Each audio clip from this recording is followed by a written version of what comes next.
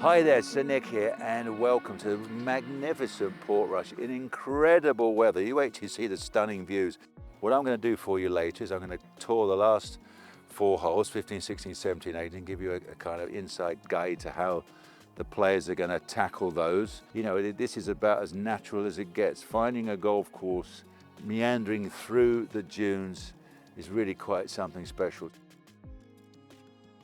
So 15th tee, so you imagine coming here and you are leading the open and you've got what I would almost call a blind tee shot when you can't quite see exactly where, you know, that left edge is. Just imagine that when you're feeling the pinch of trying to win an open, that's your tee shot. There we go. Let's go and have a look at the second. So hopefully I scared you with that tee shot on 15 because there's actually a bit more room up here, but that's quite an unusual green because it's got what I call a soft front edge. There's no real definition, is there? And of course you've got a horizon line back edge as well. So very difficult to get your depth perception on this one.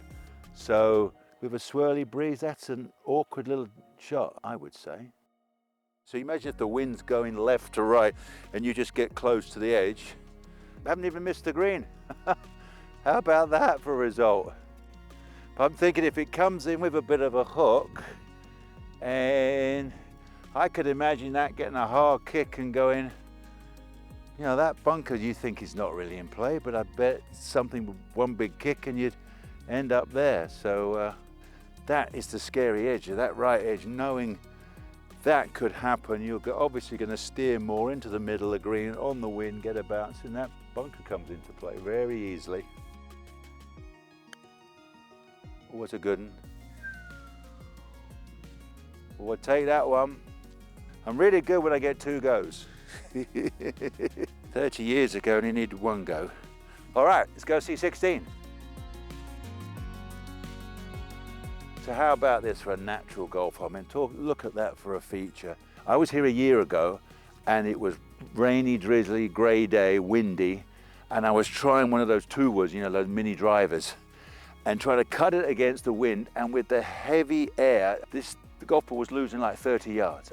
So I think, to be honest, you know, depending on the wind, there's almost like one choice. If you can land it here, this is priority, into just that spot.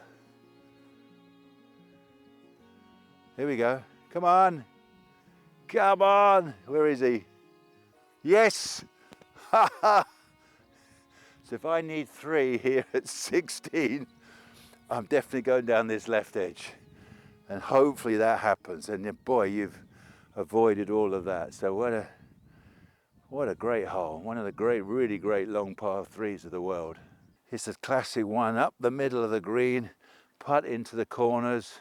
I think if you were under pressure, you'd take that. Oh boy, look at this. Come and look. So I think we just made another decision. We're going down the left. I mean, the last thing you want to do is fire one here and get a hot bounce and into that. Wow, what a green. So this is 17 tee, back tee, and even though it's short, it's just 408, it's 300 at the top of the hill, but then it really just changed. If you get it over the hill, you'll end up way down. You could end up within 40 to 60 yards from front edge quite easily. But again, a little scary. Pull it left. I know it kicks hard left. Again, once again, if this is 17 on Sunday, that is actually quite a narrow drive, isn't it?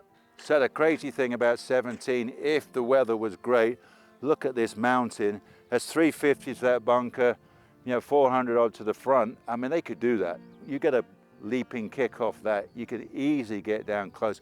But if it's problematic and nasty weather and you're stuck on top of the hill, guess what? You could putt it for a laugh and knock it on the green. Can't think how many years ago I was playing with Lee Trevino and he said, let me show you how to putt one. It's 88 yards to the front. He said, you've got to move your hips. So we've got about 88 and move it forward and give it a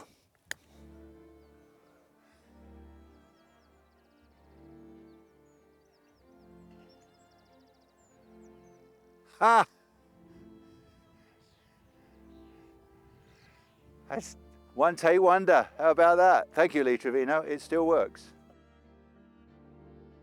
So here we are on 18 in early stages of construction, everything being built, and really great par 4.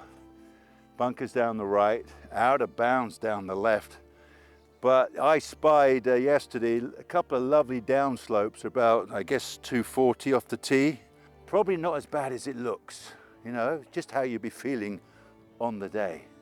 So one of the tips for course strategy is knowing your downslopes, because you put yourself under pressure thinking I've got to hit it all the way up there. But watch this, if it just lands here on that downslope, that is, I'm sure it comes in a bit hotter than I throw it, that is just about the perfect spot to leave a great second shot. So if this was your minimum, which you could squeeze a little more out of it, get another 20, 30 yards if you wanted to risk it, but you don't have to, because this is 157 to the front from here. How about that for your approach to 18? If you're walking down here with 4 to win the Open, how about that for a feeling? I'd take that if I could do that again. So I hope you enjoyed that little quick glimpse of the last 4 holes here on this incredible golf course. How about this for a set? And I can imagine on the 20th of July, coming up very soon, this will be rocking Irish style. It's going to be unbelievable.